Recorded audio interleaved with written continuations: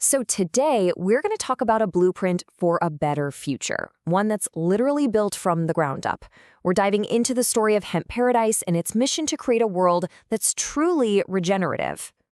But let's start with a really big question. Just look around you right now, your desk, your clothes, maybe the very walls of your home. Now, what if making all that stuff could actually help heal the environment instead of hurting it? It's a huge idea, and it's right at the heart of what we're digging into today. Okay, so to really get the solution, we first have to get a handle on the problem. So let's take a quick, hard look at the materials that have basically built our modern world. I mean, think about it. Our whole economy is built on what you could call legacy systems. We're talking about things like petroleum-based plastics that are choking our oceans, or the way we make concrete and steel, which accounts for a massive chunk of global emissions. These systems are causing some serious damage, but they're so woven into our lives that it's, a huge challenge to break away. So you have to ask, is there a better way? And that question is exactly what brings us to the mission of Hemp Paradise. It's this amazing effort to replace those old, outdated systems with something new, sustainable, and totally focused on community.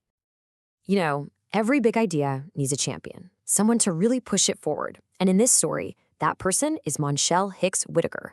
Working out of Richmond, Virginia, she's an entrepreneur who saw this incredible potential for change in a resource that, honestly, a lot of people have just overlooked. And that overlooked tool is industrial hemp. Now, let's be super clear here. We're talking about a type of cannabis plant with almost no THC, grown specifically for its strong fibers and seeds, not for getting high.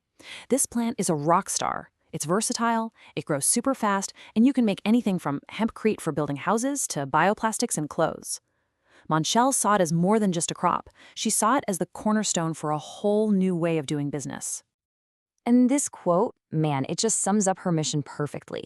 The goal isn't to create some kind of niche, fancy, expensive product. It's to make hemp-based stuff so practical and so affordable that it just slides right into our daily lives and becomes the new normal. And when you put them side by side, the difference is, well, it's night and day. On one side, you have these legacy systems that rely on harmful materials that just trash our environment. But on the other, you have hemp-based alternatives that are sustainable, bio-based, and don't just reduce harm, they actually help create local jobs and opportunity.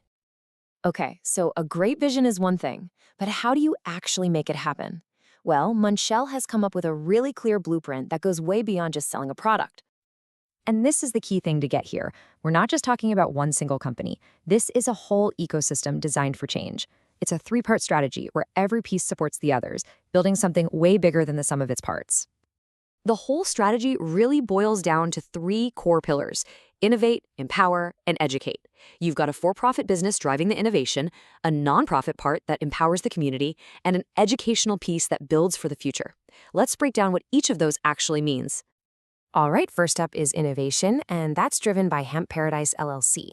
The company is all about bringing real-world, tangible products to the market, things like building materials and stuff for manufacturing that can actually compete with the old options. The goal? To make the green choice the easiest and most obvious choice. The second pillar is empowerment, and this is where it gets really powerful. Through her nonprofit, Feed the Community, Monchelle takes on social and economic justice directly. The organization gives funding to Black-owned manufacturing businesses, which helps build generational wealth. It also develops permanent housing for the homeless using those same sustainable materials.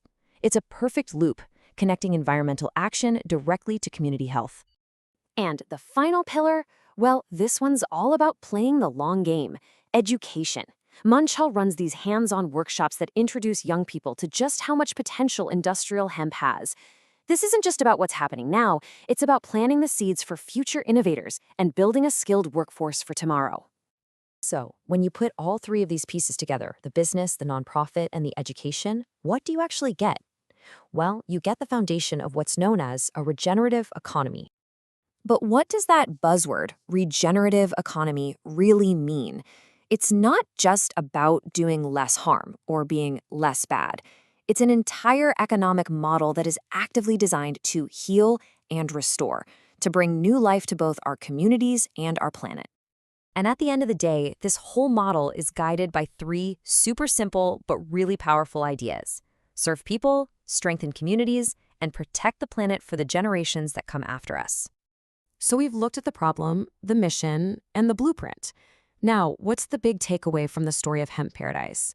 What's the one thing you should remember?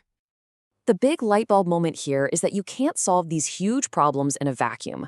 Munchell's work proves that real systemic change is totally possible when we stop trying to fix things one by one. Environmental health, economic justice, community empowerment, they're not separate issues. They're all connected. And by building a system that tackles all three at once, you can create a seriously powerful engine for a better future. And that really leaves us with one final, pretty amazing thought. I mean, this blueprint started in Richmond, Virginia. But just imagine if this model, using local resources to innovate, empower, and educate, could be copied anywhere. What if every single community had the tools to build its own regenerative future? Now that is a powerful idea.